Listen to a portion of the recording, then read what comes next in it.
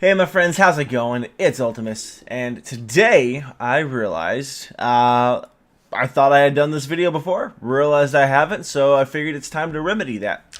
Today we're going to be talking about the Arms Warrior talents and my take on what I feel best in slot is and what is situational, what is not, what's optional, all that good stuff that everybody kind of wants to know. This isn't going to be an in-depth guide as far as rotation goes.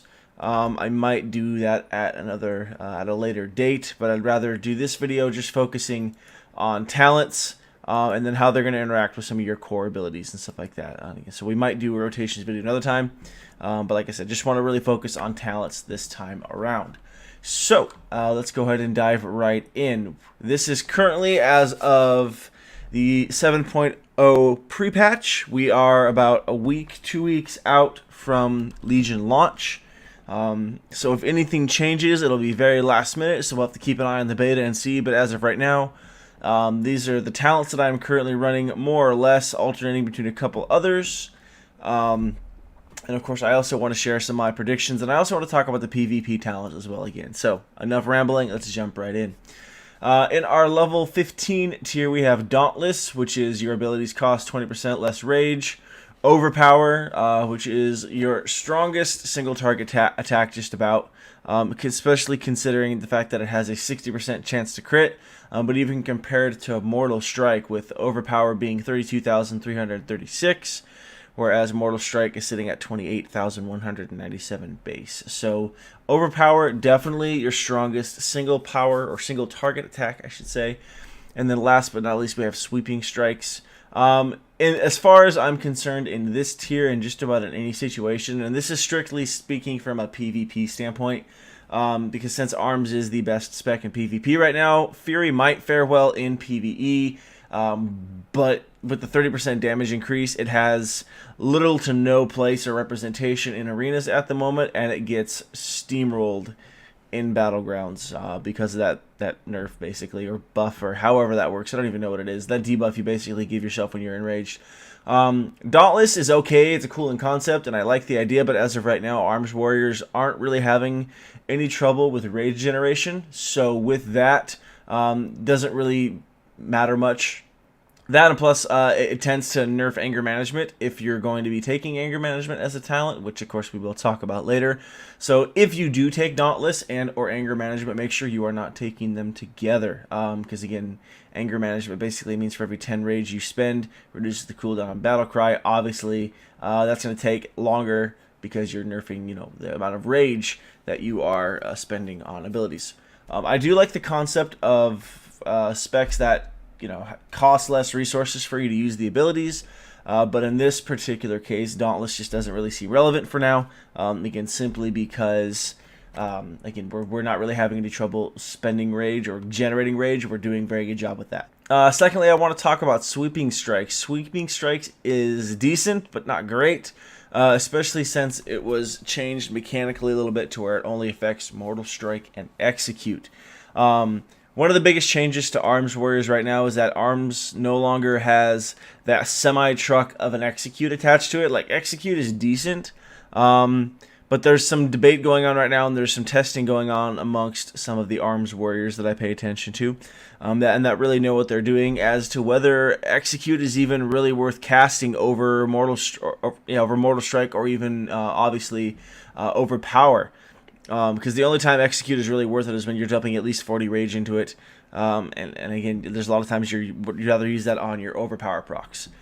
So because of that, Sweeping Strikes really isn't that great.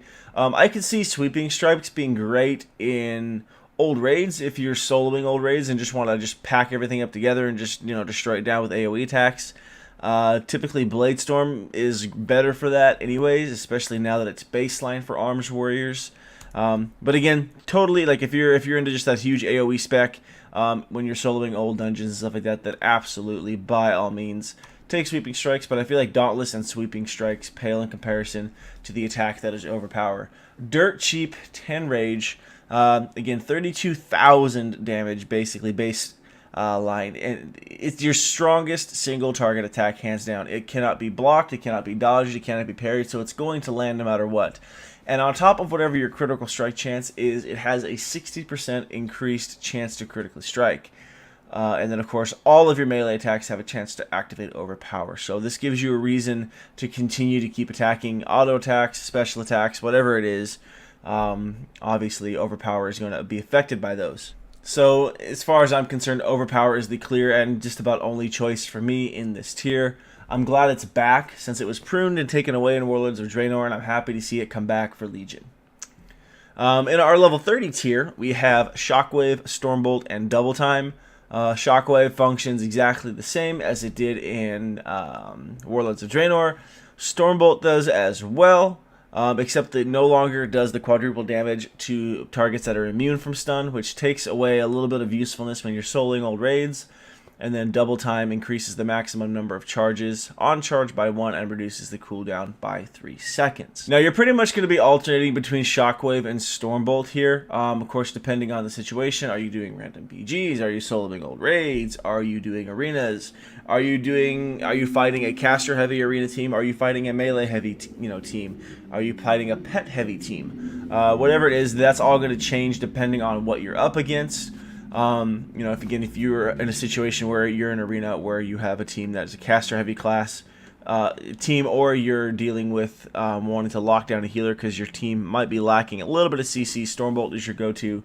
Shockwave is just very good regardless. And then Double Time is good. I just don't see trading a stun in for it being that good, especially since charge no longer stuns. But it is in fact a root now, which is definitely a hard change to get used to. But it is what it is, and it's just, that's the new game, I suppose. An extra charge on charge is cool. Charge on charge. And of course, having a quicker cooldown is good, down from 20 seconds down to 17. But overall, the utility of a stun in WoW right now is just way too good. In our 45 tier, we have Fervor of Battle, Rend, and Avatar. I like Avatar, personally, out of all the 3 talents here, and I think you'll find most Arms Warriors taking Avatar over these other two. Fervor of Battle is okay. A Warbling deals 30% increased damage to your primary target. A lot of times we're casting Slam anyways because we want to get that Tactician proc, which, if you didn't know, Tactician, you have a 0.65% chance per rage spent to reset the remaining cooldown on Colossus Smash and Mortal Strike. And it functions very well with Slam as well. And then, of course, Slam if you take Trauma as well. Slam, you want to be able to use that as well. And then once we get into our artifact trees as well, this is why I'm bringing up Slam. Once you get into your Arms Warrior artifact talent, there's basically going to be a better version of Tactician in there, more or less, that allows it to proc even, or Colossus Smash to come off cooldown even more off of a Slam. So there's that. I just don't find myself using Whirlwind all that much. I tend to use Slam more. So Fervor of Battle doesn't really do me any good.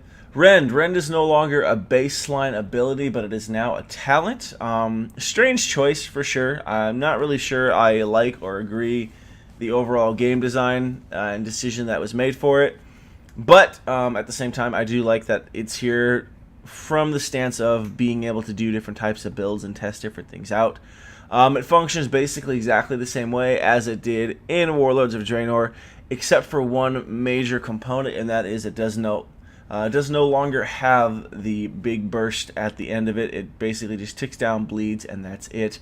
No final big bleed at the end, which is a bummer. That was a really cool mechanic, I thought, but again, that's no longer in the game. So that makes Rend a little less desirable, in my opinion. It's still decent. It can be kind of cool paired with Trauma, but at the same time, I almost feel like you really wouldn't want both of them. Unless you really want to go for like that heavy bleed spec. I just don't see it being very effective from my experience with it. But again, let me know if you've had better experiences with that. I would be curious to hear what you have to say. The overall utility and just function of Avatar, though, trumps these other two as far as I'm concerned. First off, it's a 1.5-minute cooldown, which is fairly long. But it does last for 20 seconds, which is a substantially generous cooldown. If you think about something that's going to break you from roots and increases your damage by 20%. Like 20% is not a small number. 20% damage increase can be a big deal, especially if things are proccing right. Your overpowers are going off in there. You're getting the Colossus Smash resets, things like that. 20 seconds is a very generous damage buffing cooldown. It's like your one of your steroids essentially, or I don't even know what you want to call it. Uh, either way, it's wonderful. And of course, the utility being able to break roots, very useful, especially considering some of the changes to trinkets and human racials, all that good stuff. If you happen to play a human, of course, if you do play a gnome, this can be another big deal as well because that's a lot of extra root and snare breaks. So definitely a good talent. Animation still looks exactly the same, which is a little disappointing, but that's not really that important. That's just a little bit me being nitpicky. But overall, I think Avatar is the tier talent of choice here in the 45 tier. In our 60 tier, we have Second Wind, Bounding Stride, and Defensive Stance. Now, unfortunately here, Defensive Stance is the only option. Sorry to say it. Bounding Stride simply combines the older glyphs that we used to have for Heroic Leap into one. It's okay. It just, I don't find it to be very, very useful. Simply because even if you can get away from targets, you still have dots going on you. Pets are coming at you. You're just not getting away far enough to stop taking damage. Whereas taking 20% less damage, just baseline, is better. And then of course Second Wind. The overall mechanic for this I think is flawed. Like the thought is cool, more or less, but it's just where World of Warcraft is at, especially in PvP. What we're looking at is basically you're never like not going to take damage. Let's just be real here. Between, like we said before, pets, dots, etc., etc., you're just not going to not take damage. If it was something along the lines of I don't know, if it was like no direct damage, no AoE damage or something, I don't know. Like obviously AoE damage would be very dumb because then you would basically constantly have Second Wind up. But yeah, I think mechanically, like if it was a talent that made it to where you didn't take direct damage, for 5 seconds, you restore that health, that could be very, very cool. But in a PvP situation, especially in arenas, there's just no way this is ever going to be practical, useful, or efficient.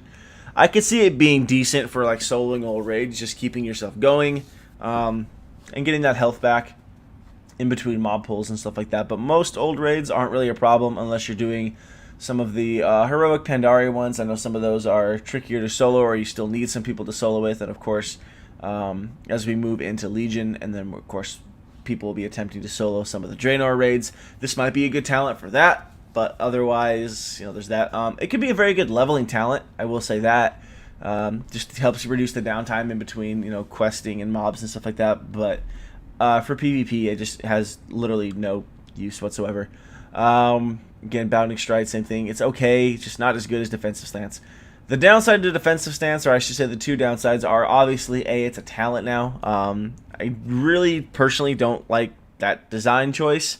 I've seen worse class design choices, so I mean, I guess, pick your battles. But overall, I'm not a big fan of it. And I also am not a big fan of the cooldown on it. That seems a little bit silly to me. I understand, again, like I always try to see and understand where the game designers are coming from to see if I can get on board with it. I see where they're coming from. I still don't really like it. I'm just glad we still have Defensive Stance. Definitely helps a little bit with Arms Warriors having so few defensives. It's not quite as good as having Enraged Regen still, but we'll manage as long as we have a healer on our team. But either way, taking 20% less damage. The visual on it is very much noticeable now, which is kind of cool, especially if you're trying to look out for your teammates, or if you are on the opposing team and you want to see, which warriors are in battle stance or defensive stance. It makes a very big difference, knowing, when to attack a warrior and when not to. And of course, it lasts until canceled, but you also deal 10% less damage in it, which is a bummer, but the trade-off is taking 20% less damage. Moving on to our level 75 tier now, we have In for the Kill. Mortal Strike generates 20 rage when used against targets that are below 20% health. I accidentally kicked myself here, and my arm moves, so the mouse is going everywhere. Get it together, buddy. So, In for the Kill is a cool concept. Unfortunately, on a mechanical level, it functions a little clunky. In that, how it says, Mortal Strike generates 20 rage when used against targets that are below 20% health. The way it works is, I believe, it does the damage first, then refunds it, and it refunds it on a little bit of a delay, from my experience with it. So it's a little bit clunky and not really worth it. I could see it being a good PvE talent, but even then, I don't think it will function quite as well as Mortal Combo or Focused Rage. Now, this is where we get back into having a little bit more of a choice here. Mortal Combo is still a very good talent. So is Focused Rage. As of right now, Focused Rage tends to be the talent of choice. I heard a rumor from a couple warriors, again, like I said, that I follow and pay attention to, that really know what they're talking about, that apparently this only increases damage up to 25% per stack in PvP. I haven't really confirmed that or checked much into that, but something to keep in mind, since everything is based off of a certain template for PvP now, which provides some really cool aspects to PvP, obviously, and there's some downsides as well. But of course, Mortal Combo then makes it to where your Mortal Strike now has a maximum of 2 charges. Now, I will say this. Typically, I like to go for this build right here. This has been what I've been playing a lot with recently. Mortal Combo mixed with Opportunity Strikes. Very, very good. And we'll talk again more about Opportunity Strikes later. Focused Rage, however, is still a very good talent. It's a lot of fun to mess around with, especially since Focused Rage is not on the global cooldown. So you can macro this in with your Overpower, you can macro this in with your Hamstring, with your Slam. You can do all sorts of cool stuff like that. I would recommend, if you're going to macro it in with any of your other abilities, also have a separate keybind on your bar for that ability on its own without Focused Rage, or else you might burn through your rage a little quicker than you'd like to. Which can potentially be an issue. Like we talked about before, Arms Warriors really aren't having any trouble generating rage because they tend to be attacked enough, and then of course our auto attacks are doing decent damage as well, so we're generating enough rage. But if you have all of your abilities linked with Focused Rage, you're definitely going to rage starve yourself because you're going to be spending 15 extra rage every time you say cast Overpower. So that's now 25 rage. With Slam, we're looking at 45 rage, and so obviously those are big chunks that you want to be able to work with. And so again, you might not want all your rage to always go towards Focused Rage. Focused Raged. Wow, that was hard to say. Focused Raged. Fork. So, depending on what your final build is going to be, Mortal Combo or Focused Rage are both good, and we'll duck back and talk about those a little bit once we get down to our level 100 tier. In our 90 tier, we have Deadly Calm, which to me is the talent of choice. I find the most success with it, I have the most fun with it, and I kind of miss it from Cataclysm. I'm glad it's back to a point. A little bit different, but still there in spirit, so kind of cool. Trauma is Slam and Whirlwind now cause the target to bleed for 20% additional damage over 6 seconds. Multiple uses accumulate increased damage. So Trauma isn't a bad talent either, and again, like you talked before, you can go with the full bleed spec if you want. Personally, if I were to take Trauma, I still wouldn't take Rend, I'd take Avatar. Because I feel like casting Slams and Whirlwinds in the middle of Avatar will help this damage be better anyways, and that'll, I believe, out DPS Rend anyways, so to me it's worth it just to still take Avatar, plus of course the utility, Breaking Roots. Deadly Calm though is still my talent of choice, but Trauma is fun to mess around with. It definitely is useful when fighting rogues and feral druids and things like that, stuff that can stealth in and out of combat. And slip away from you. Obviously, you don't dispel or remove bleeds with Cloak of Shadows or anything like that, so that's going to help keep rogues in combat or break stealth. So still very useful and can be very effective and devastating when used properly. I will say that. Titanic Might increases the duration of Colossus Smash by 16 seconds, but reduces its effectiveness by 20%. So baseline Colossus Smash. With the mastery that I have on currently, and this is 66% mastery, my Colossus Smash deals 28,961 physical damage and increases all the physical damage you deal to the target that is, has the Colossus Smash debuff on it by 81% for 8 seconds. So that would go up to 8, 16, 24 seconds, but they would now take 61% increased damage. So still not bad numbers if you have enough mastery.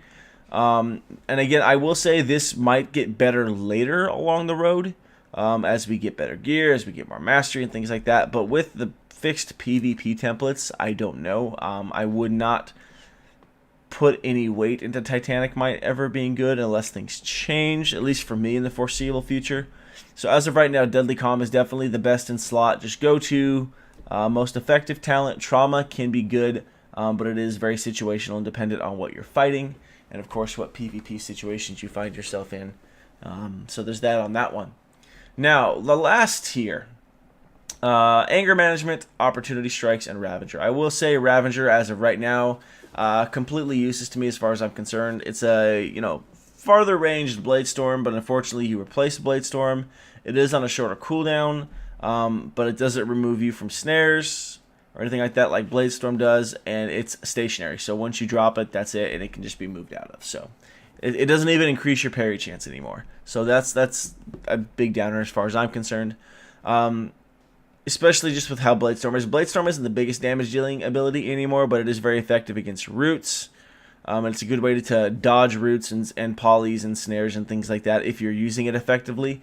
So to me, it's just not worth the trade with Ravager. Ravager can be decent when soloing old raids, but since it replaces Blade Storm, you might as well just keep Blade Storm. Unless you just really want the minute cooldown, then there's that. But in PvP, Ravager really doesn't have much of a place at all. Now, Opportunity Strikes and Anger Management. Now, Anger Management we'll start with. Every 10 rage you spend reduces the remaining cooldown on Battle Cry by 1 second. Battle Cry itself already has a 1 minute cooldown, which is pretty short. Battle Cry, again, granting 100% increased critical strike chance for 5 seconds. So everything you do is going to crit for those 5 seconds.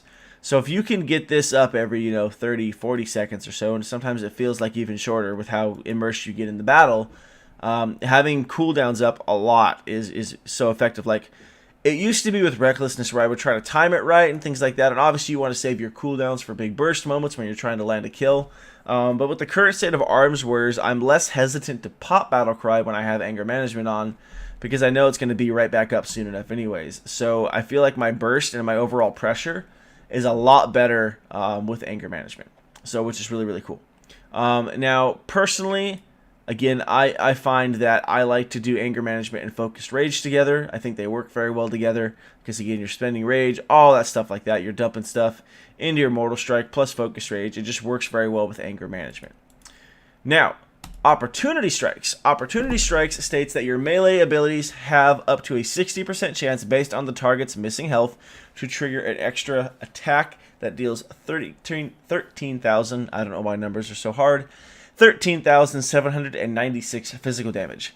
And I believe that is a 60% chance as the target's health decreases.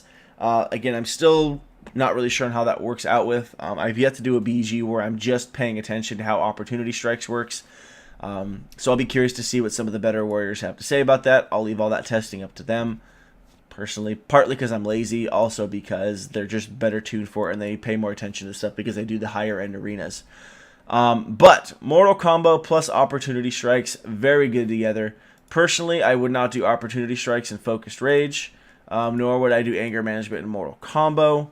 It's to me. I would much rather do Anger Management and Focused Rage or Opportunity Strikes and Mortal Strike. Personally, I think that's great together. Like we talked about before, do avoid stacking Dauntless and Anger Management together. They tend to counteract each other, and so you're not getting the most bang for your buck out of your talents. And in the end, you're just going to kind of hamstring yourself. Not literally, obviously, because you can't cast hamstring on yourself, but you get the point. So typically on any given BG, this is what I'm going to be running, and even in arenas, this seems to be my best. Most success rate when it comes to, winning arenas as of right now. I mean, it's all just skirmishes anyways, so it doesn't really matter all that much. This could change very much once we get our artifact weapons in, all decked out, things like that. And I feel like more so what's going to change will be the PvP talents once we get everything to 110 and we mess around with that. But as of right now, this seemed to be the best talents that I mess around with, having the most success with, of course, Shockwave and Stormbolt, depending on what your situation is, or even potentially your playstyle. Deadly Calm is great. Trauma is also optional. Again, Mortal Combo and Opportunity Strikes, or Focused Rage and Anger Management. And again, those seem to be the ones that I am having the most success with. Alright, so now that we've talked about our standard talents, level 15 through 100, let's go ahead and move on over and we'll talk about our honor talents. So originally I was going to break this up into 2 videos, but I figured why the heck not. Let's just roll it all into one and hope for the best and see what happens here. But yeah, so be a little bit longer than originally intended for this video, but I think it'll be better to just have all the talents in one place rather than splitting it all up all over the place. So let's go ahead and check out now the PvP talents. Currently none of these are available until level 110, as it very clearly states up at the top, just in case anybody was very curious. We do unlock the PvP talents at 110, so don't have to really worry about messing with these. until then, although you can obviously check them out just to see kind of what to expect and read over them just to get familiar with what they are. So on our first tier, now you do unlock these in columns rather than rows, but eventually you will pick from the row. So if that's not confusing for you, let me explain. You basically are going to unlock Gladiator's Medallion, then Hardiness, Death Row, then Rage Machine, Intercept, Wrecking Crew, Adaptation, and then so forth, so forth, so forth, and so forth. But when you actually put your talents in, you are going to pick from the row much exactly like you do your original talent tree. So unlock them in descending order from the columns, but you pick them per tier. Cool. In the first tier, we have Gladiator's Medallion, Adaptation, and Relentless. My opinion on Adaptation, as it has been ever since we saw alpha notes all the way through beta, and now as we're about 2 weeks out, 1 week out from Legion, give or take, I think Adaptation is the weakest out of all three here, personally. I don't like it being like one of the things that automatically causes my trinket to pop. Don't like that at all. Gladiator's Medallion replaces Honorable Medallion, which is a 3-minute cooldown, so it would buff it up to a 2-minute cooldown to be on par with every man for himself for the what the human ratio used to be. I think Gladiator's Medallion still is best in slot. It's just way too valuable in PvP to have control over when you use your CC break versus when it auto procs. And then Relentless does replace your Honorable Medallion, which you have to Relentless and Gladiator's Medallion replace the Honorable Medallion. So that's something to keep in mind as well, whereas Adaptation does not. So you could take Adaptation, but you still have this, but then it would, I don't know. Basically, well, you still keep this, but it activates it on its own. So you wouldn't even need to have this on your bar, really. I mean, you could, but you really wouldn't need to because then it defeats the point of the talent. Relentless, of course, along with Gladiator's Medallion, does replace the Talisman or the Medallion. But this is good on its own, but it's not good enough to replace Gladiator's Medallion, I don't think. My thoughts on that first row are still the same. So when we get to level 110, my prediction will be most people will roll with Gladiator's Medallion. I could potentially see some people taking Relentless, but I think everybody just off the bat, unless something happens with these two, will be taking Gladiator's Medallion. In our next row, we have Hardiness, Reinforced Armor, and Sparring. Hardiness is okay. I think it is the weakest out of all three, looking at the three talents now, just seeing where the game is going. Reinforced Armor will probably be my talent of choice, and I can see that just being the kind of the baseline talent, like, or the core one that everybody goes with, just 10% extra health, obviously never a bad thing. And then Sparring, I could see being very good against melee heavy cleaves and teams, but other than that, it's obviously going to be useless if you're fighting like a god comp or something like that. It's going to be utterly useless because you're taking no melee hits. So at that point, Reinforced Armor is your best in slot choice. So Sparring is situational and is very dependent on what comp you're fighting. But as of right now, I think Reinforced Armor is going to be the go-to talent for Arms Warriors. In our third row here, we have Death Row, Blood Hunt, and Death Sentence. Death Row, you can now execute targets at or below 25% health, which is kind of cool.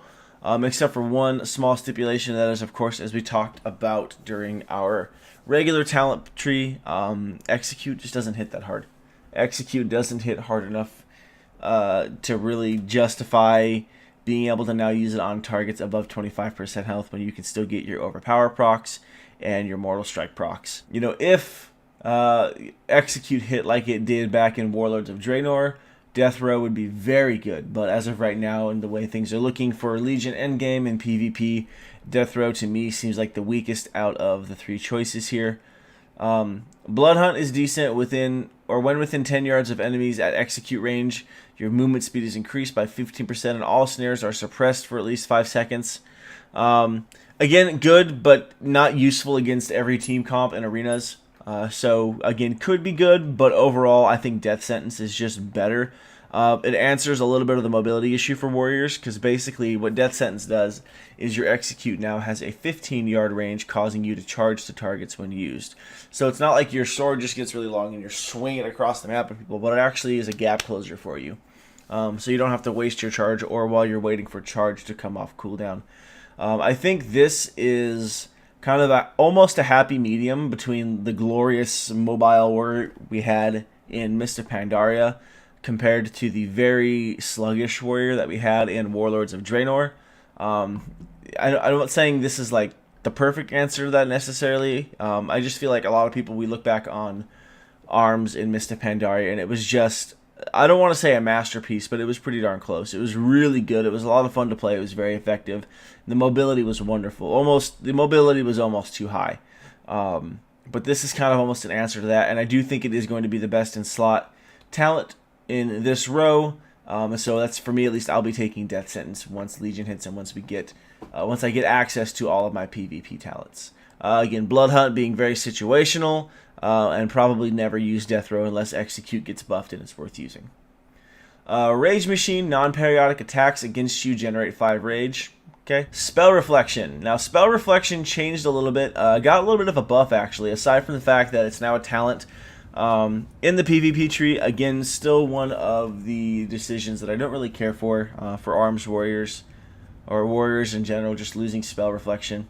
But the trade-off for it is almost worth it. If it has to be a talent, then it's really cool that it now reflects all spells cast on you for 3 seconds.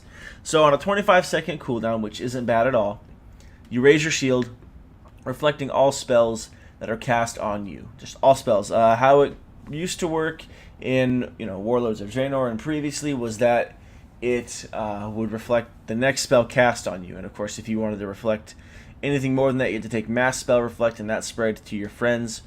We no longer have Mass Spell Reflect in any form. No talent trees, no glyphs, nothing like that. So Spell Reflection is the best we're going to get for that. But it does reflect all spells for 3 seconds. So a well-timed Spell Reflect going forward in the Legion PvP seasons, I think will be a lot more effective and a lot more deadly this come around. And I'm actually really looking forward to, of course, playing it, but seeing what some of the top tier players are able to pull off with the Spell Reflection. And I will say this, that I think Spell Reflection is going to be the dominant talent in this row, and I think it will be the go-to talent out of all of our options here. And then Ready for Battle, Rage, gain from charges increased by 15%. So this could be good if you pair it up with your Double Time. Again, isn't a bad combo. Again, if that's like the build you want to go for, because what's going to be really cool is not only are we able to put together specific types of builds here, with our talent trees, but you can also bounce them off that with your PvP talent tree now. So I really am excited to see what different people can come up with, especially versus certain cleaves. Like, it wouldn't surprise me if Ready for Battle would be a talent of choice depending on what you're fighting, if you just really need to stick on a healer harder and stuff like that. But just by default, I'm going to say Mass or just Spell Reflection is going to be the go-to talent here. And at least baseline for me, or core talents that I'm going to be picking, is I know Spell Reflection will be what I pick for this row at least, until I can be given something else or a reason to take another talent. Intercept functions very differently, obviously no longer baseline. It does replace Charge, which I think diminishes the value of it, but you run at high speed towards an ally or an enemy while targeting an enemy. Intercept will root them for 1.5 seconds. When targeting an ally, Intercept will that was weird to read. Intercept will intercept all melee and ranged attacks against them within 10 seconds while the target remains within 10 yards. It generates 20 rage, and of course it does replace Charge. The problem I have with this is there's really no way to mitigate a lot of the damage you might be taking with that, which can be easily dealt with if you're communicating with your healer and your healer knows to heal you because you're using Intercept, which should be fine. But with no stun, and again, the fact that it's replacing Charge, it just doesn't seem like it'll be that good to me. It doesn't even reduce the cooldown, still 20 seconds. I mean, I guess the utility of it is potentially decent, but I just don't see it. And the fact that we can't take it into Safeguard anymore, and just flat out, reduce the damage they take by 20%, it just, to me, it seems like a waste of a talent. Shadow of the Colossus, very good. Charge resets the cooldown of your Colossus Smash. Speaks for itself. Colossus Smash is our most important ability as an Arms Warrior. Anytime you charge, it's going to reset the cooldown, so it effectively reduces the cooldown of Colossus Smash by 20 seconds, more or less, because you're pretty much charging on cooldown just about every time. It's very rare that you find yourself not charging off cooldown in arenas or battlegrounds. So obviously between that, being able to potentially reset the cooldown every 0.65 seconds because of our Tactician talent, And then once we get into our Arms Warrior artifact weapon of Slam having a chance to reset Colossus Smash, we're going to see a lot of uptime for Colossus Smash, which is a very good thing, because before it felt very RNG dependent, and while it still is, there's multiple sources rolling into that RNG, and so I think that increases the level, or at least the time that we'll have more or less control over how often we keep it up. So very good. Pain Train reduces the cooldown of Battle Cry by 15 seconds, and Battle Cry now also affects all nearby allies within 10 yards. It can be very good and it can be very bad. If you're playing a team that is not stacked up on itself and just dealing tons of cleave damage, like a TSG or a Turbo Cleave, this is going to be useless. However, with a TSG or a Turbo Cleave, no, probably wouldn't even really be good in KFC either, so I'm not going to say KFC. I can really only think of, TSG or Turbo Cleave would be the only two teams that I could think of that would do really well with this talent. So it's not a bad choice, it's just very limited. You won't see a lot of playtime with it, I don't think. The concept is cool, I like it a lot, especially if you pair this with the Shaman's Heroism PvP talent that lets you cast Heroism on yourself and one other person, and the cooldown is significantly reduced, and I'm pretty sure it's usable in arenas too. So you time that with this together and you could see some serious burst pressure from Arms Warriors and Enhancement Shamans. But overall, I do think Shadow of the Colossus is going to be the best in slot talent here, and the go-to talent of choice for most warriors going into Legion. And then in our last tier of talents here, we have Wrecking Crew, Echo Slam, and Sharpened Blade. Wrecking Crew Mortal Strikes effect now is also applied to all nearby enemies within 8 yards of the target. Kind of a cool concept, except unless you're in a battleground, you're really not stacked up too hard on people. And with our artifact weapon ability that basically applies Colossus Smash to everything around you, this seems a little redundant. It just seems unnecessary when we have that. And I feel like, again, unless you're in a battleground, you're really not stacked up on players all that much, because everybody's kind of spread out and using pillars to line of sight the enemy and things like that. So, just not as good as I would have hoped. Originally, I thought this talent was going to be decent. Not as good as the other ones, but just very compared to everything else. Echo Slam. Echo Slam says that Colossus Smash deals an additional 10% of the target's total health. Now keep that in mind. That's very important. In damage 2.5 seconds later, and of course damage done ignores all armor. So you're going to get the initial damage from Colossus Smash itself, whatever damage you're dealing throughout the duration of Colossus Smash, plus 2.5 seconds after Colossus Smash lands, you're going to get 10% of the target's total health done to them, okay? Let that sink in for a second. That's a lot of damage. That is a lot of damage. And, of course, damage done ignores all armor. So it's just pure, raw damage. Very good. Very good. Especially with how often I believe Colossus Smash is going to be able to be up and proccing and resetting. This is a potential for a lot of really good damage, a lot of good pressure, and a lot of good setup. So I'm very excited about Echo Slam, and it actually turned out to be a lot better looking talent than I initially thought. Originally, I wasn't too sure about Echo Slam and how good it would be. If you've watched any of my previous videos, the concept sounded cool, but I was kind of like, I don't know how really well that's going to work out.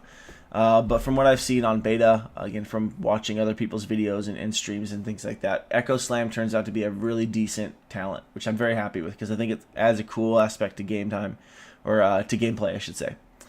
And then lastly, Sharpened Blade. This one's really cool as well, I think. I'm really hoping this is good enough to see playtime, because I think it allows warriors to create, setup, and follow through on kill targets. Arms warriors are in a unique and kind of cool situation in Legion where they do enough damage to set up and actually execute a kill target. A lot of damage classes, they can set stuff up for a kill, but they can't quite do enough damage to kill.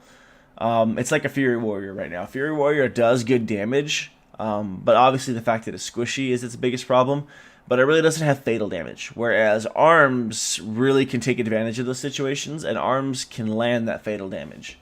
So with talents like Sharpened Blade, that basically, when activated, your next Mortal Strike will deal 30% increased damage, which is good, obviously. More damage is more better. and then it reduces the healing taken by the target by 70%. So it ups it from... actually, Mortal Strike doesn't even say how much it reduces. It used to be half, and then it was 25%. I'm actually curious what the healing reduction is now that I look at my tooltip. Vicious Strike that deals 28,197 physical damage and reduces the effectiveness of healing on the target for 10 seconds. Just as effectiveness. So however effective that is, that goes up by 70%. So they're not going to be taking much healing at all. It's almost reminds me of Necrotic Strike from Unholy Death Knights. Obviously functions a little bit differently, but overall same concept. You can't heal the person that has this debuff on them. I see this as being the kind of thing that can set up some very heavy burst to force a lot of cooldowns or even land a kill with Sharpened Blade, but overall I think Echo Slam is going to be the best in slot talent. But I'm already thinking of a lot of cool situations I could use Sharpened Blade in, and I definitely want to try it out for myself. Like as I lay out these talents and I talk about it, I'm still going to try out a bunch of the other ones, just partly because I want to see if I'm wrong, and I want to make a video, obviously, about it, which I will be doing once Legion drops and we have access to our PvP talents. But yeah, as of right now, what I'm thinking will be best in slot with a couple potential alterations will be Gladiator's Medallion, Reinforced Armor with taking Sparring against melee heavy cleaves. Death Sentence will be best in slot, with potentially Bloodhunt being okay to use, but Death Sentence is just too good.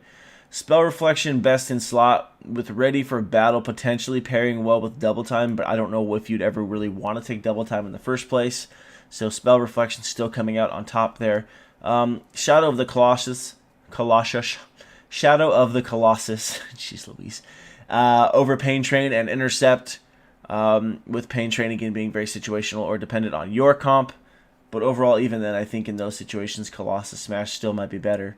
And then, of course, with Echo Slam pulling it up there at the very end.